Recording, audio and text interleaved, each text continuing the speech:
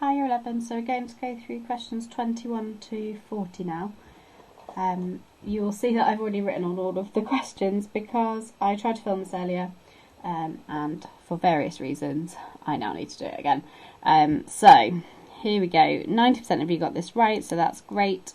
The question's asking about work done, which athlete does the most work. The work done equation is force multiplied by distance travelled in the direction of the force. So the largest force distance combination will give you the most work done. So you can see automatically that you've got two options for weight. So you've got the 700 newtons or you've got the 800 newtons. Now we know that the higher the force, the more work done.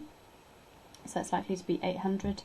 And this is the largest distance, which is the same as this one's largest distance. So this combination of 800 multiplied by 0.55 will be the largest value, so that's D. In 22, only 50% of you got this right, so this wasn't done quite so well. Sorry, I just wait for my camera to focus.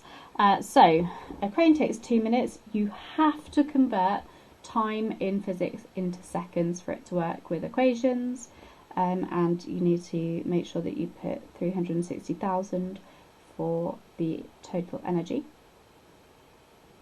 So we know that the useful power output will be the useful energy divided by the time. So that's 360,000 divided by 120 gives me 3,000, which is 3 kilowatts for 22. Okay, 23 then. So in an experiment, some of a substance changes from a liquid to a gas. The temperature of the remaining liquid changes. Because of this, what happens? So we know liquid to gas, hopefully, is evaporation, so we get rid of A and B. The temperature change might be where it caught some of you out. So we know that the higher the temperature, the higher the average kinetic energy of the molecules in the liquid. We know that it's the high energy molecules that have enough energy to escape the liquid from the surface. So what is left in the liquid after evaporation are the lower energy particles. Ignore that temperature, sorry, that must have been in a previous video. So if we're left with lower energy on average, then the temperature decreases. So that is C. Excuse me, yawn, goodness me. Okay, 40% of you got 24 right, so this is obviously one that we were really struggling with. So, we are told that we have 4 blocks made of different materials, each given the same amount of internal energy heat. That is Q in our equation. We know specific heat capacity is the energy per unit mass per unit temperature. But we're not looking for specific heat capacity, we are looking for thermal capacity, which is for the whole object, how much energy is required per temperature change in degrees Celsius. Each of these blocks were given the same amount of energy Q, so therefore the smaller the temperature change, the larger this whole value, meaning the thermal capacity is largest. So we're looking for the smallest temperature rise, so we can see that that is quite clearly A, because that was 2 degrees Celsius, whereas the others were all more. So that could just be that we forgot what we mean by thermal capacity, perhaps. Okay, a rod is made up of copper and wood. It's heated in the middle. I've drawn a little Bunsen burner. After a minute, where would the lowest temperature be? So we know that this is a conductor, it's copper, it's a metal. We know wood is an insulator. So we know that close to the heat source will be where the highest temperature is. Even the wood, it's right there. But the transfer of heat in the conductor will be very quick, whereas the transfer in the wood will be very slow. And so the temperature at D will be much larger than the temperature at A. They're the same distance from the centre, but wood is an insulator. 26. Brownian motion is observed by looking at smoke particles through a microscope. So we know that Brownian motion is the random motion of particles that are suspended in a fluid. So imagine this is air in this little box, and these are our smoke particles.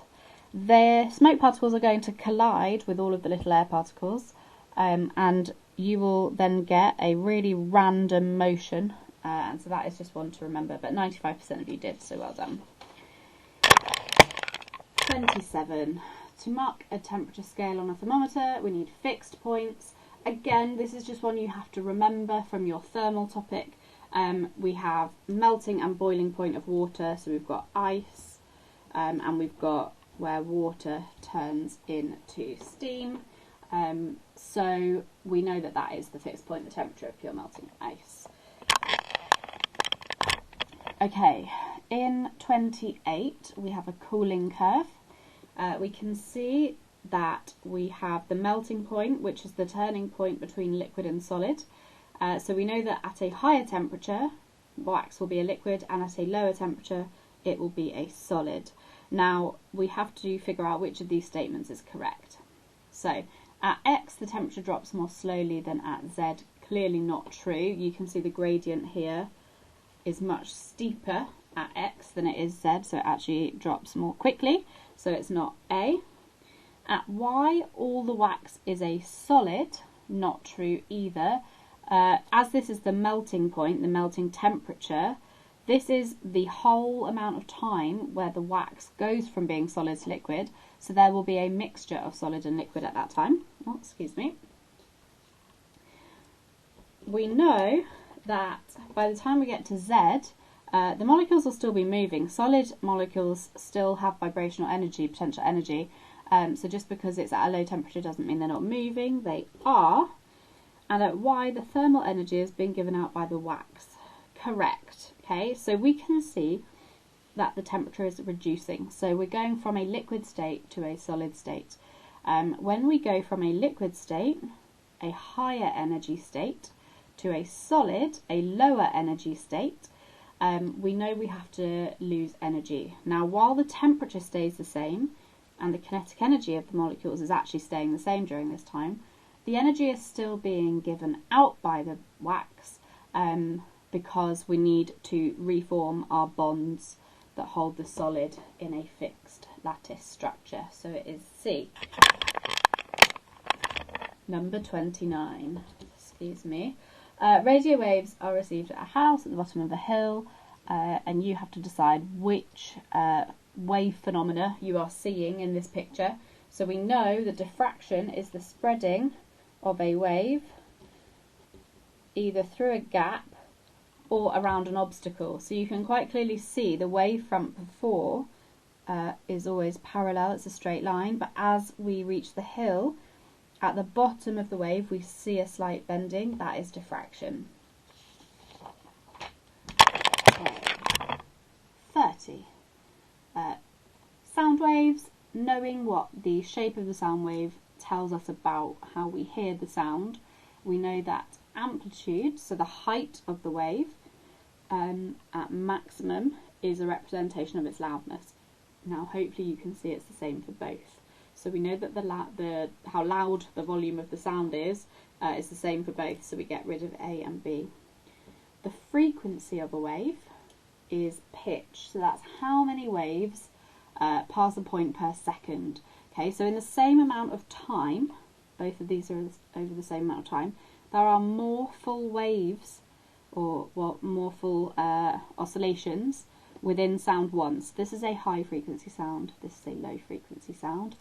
So therefore, sound 2 has a lower pitch than sound 1. But that was generally well done. 31 wasn't quite as well done, unfortunately. So I would suggest if you got this one wrong, it might be worth going back to watch my video that I made earlier before the mocks about light, and look at waves. I go into a lot more detail about this, so that would probably be the one to go and have a look at. But the general bits of information that you need are that we see this is total internal reflection. Okay, that is not the same as reflection. So here I've got reflection of a ray off a surface. So this could be a mirror, for example, and this could be air. Lower refractive index, higher refractive index.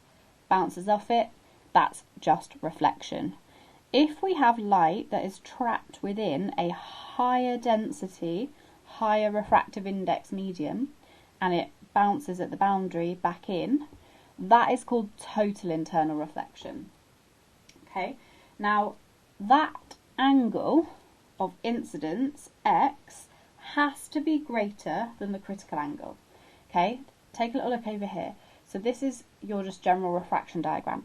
If we have light that is travelling through a boundary and it leaves the medium and goes into the next medium, that's just refraction. And obviously, if this is a less dense medium, it will bend away from the normal.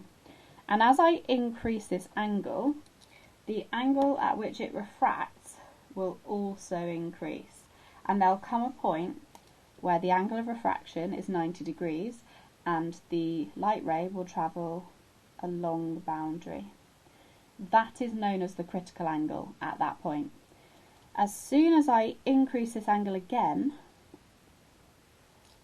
the light travels back inside, and that's total internal reflection, and so I know it has to be greater. Now, I know that that only occurs if the refractive index n here is bigger than the refractive index outside. Refractive index is C over V. So Q, substance Q, which I'm being asked about, is smaller, which means that the velocity here has to be bigger. So V of Q is bigger than V of P. Okay, so the speed of the wave in Q is bigger because n here is smaller. Now I know that Q, having a faster medium, has to be less dense. Okay, waves travel more quickly in less dense materials, so that gives me C. There's quite a lot to unpick in that, so I would say if you're still not sure, go ahead and watch my other videos first and then ask me questions. Okay, 32 then. Again, not done too badly given that we squeezed this in just before your mocks. So, the crucial thing here is to be able to see an image, an eye has to have light travelling into it. Okay, if there's no light travelling from an image or an object into my eye, I can't see it. So, I know that the solid line represents a real light ray. There is genuinely light there in space, wherever this is. Whereas this is virtual, so the virtual ray is where an eye that receives this ray assumes it to be, but it actually isn't there. Okay, so it's definitely virtual because I can see that the image is formed from virtual rays here. It cannot be seen by X because no light from that image goes into X's eye. Okay, whereas it does travel all the way to IY. Okay, so it's virtual and it can be seen at Y. Okay, 33. We've got a 3 ohm resistor connected in parallel with a 4 ohm resistor. There is my parallel resistor equation. So 1 over the total resistance is equal to 1 over R1 plus 1 over R2, which is 1 over 3 plus 1 over 4. So I know that if I want R total, I have to do 1 over this. Okay, so 1 over R total is R total. So I know to do 1 over this expression, and when I plug this into a calculator, I get 1.7 ohms. Okay, 34 is about charging by induction. We've got a positively charged rod held near but not touching to an uncharged metal sphere. This is no good because obviously I drew this earlier. Let me draw it again down here because I think otherwise you might get a little bit confused. So we've got a positive rod being brought near to an uncharged metal sphere. Now what that means is not that there are no charges, but it means that they are all evenly distributed throughout the sphere. When I bring the positive rod near to it, the electrons inside are all attracted to that positive rod and they move to the left. Okay, and that causes induced charge separation. It means that most of the negative is on this side, leaving the side that was neutral now to be positive. Okay, I briefly connect to earth, so I add an earthing wire, and I know that electrons from the earth down here are going to move up to try and neutralise that positive space. So electrons, because they are the only things that can move, positive charges don't move up into the sphere.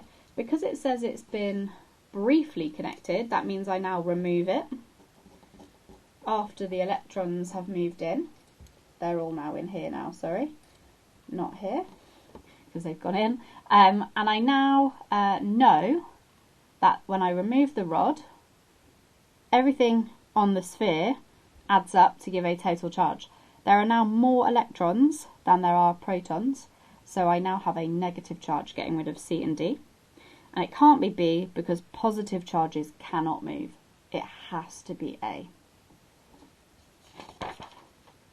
Okay, 35 then is about resistance of a wire and factors that change that.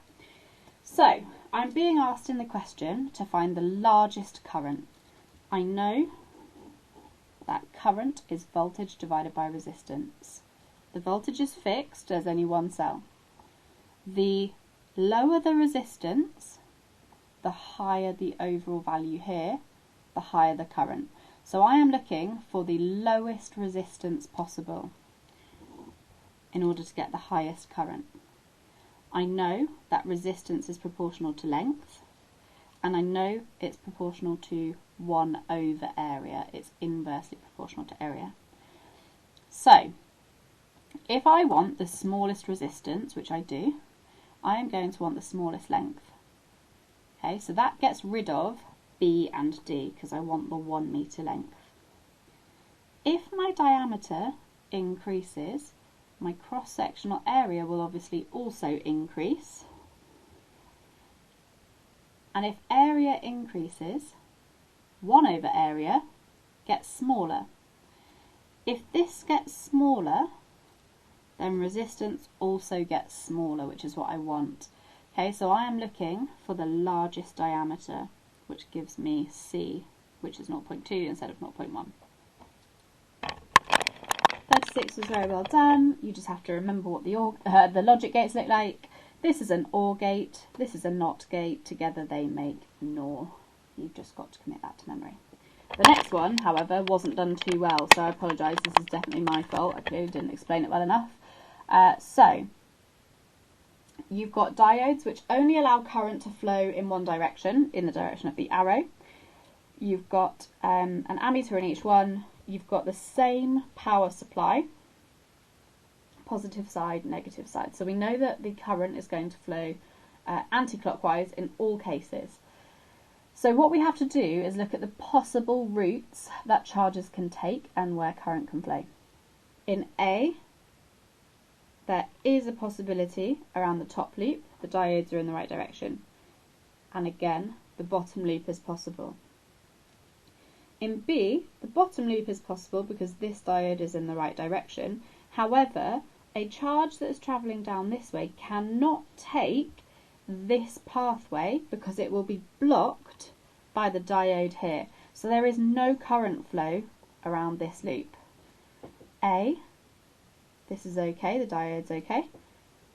This one, not okay because it will be blocked here, so no current around this loop. In D, the first diode blocks any current, so nothing can flow around D. When the ammeter gives the greatest reading, the current will be largest. Okay, these are identical light bulbs. We know it's not D because there's no current. We know that B and C each have one loop with one lamp on it, so they have the same readings. Okay, but they are in series, one lamp in series. I know that if I add subsequent lamps in parallel, the resistance goes down. Okay, because there are more pathways possible for the charges to take, so the overall resistance drops. So if the resistance is lowest in this one, the current will be greatest in this one. Obviously the current then splits down the two, but at the point before splitting, this will be largest. Okay, 3 more to go. So 38 is a half-life question. We know that half-life is the time it takes for the count rate to halve. So we know at 0 seconds we have 150. That halves to 75, 180 seconds later. We know from 60 to 240, the count has halved from 120 to 60. The difference from 60 to 240 is 180. It's a constant value. It's 180 seconds. Okay, 39. Really, you just need to know this by now, especially for chemistry. You know that the top number is your mass number. Let's make that more obvious. And this is your atomic number. Okay, your neutron number is the difference between the mass and the atomic number, which is 4, which is what it tells you. So you just have to find the difference and make sure that that gives you 4. Okay, and last but not least, everyone got this one right, hooray. It's just about remembering the penetration levels of alpha, beta and gamma. So we know that alpha gets stopped by paper, so that gives us A or B, and C and D are gone. S is quite clearly a gamma ray because it's not stopped by anything, so I know it's B. And obviously I know that T is beta because it can travel through paper, but it will then be stopped. You've just got to remember that. There we go.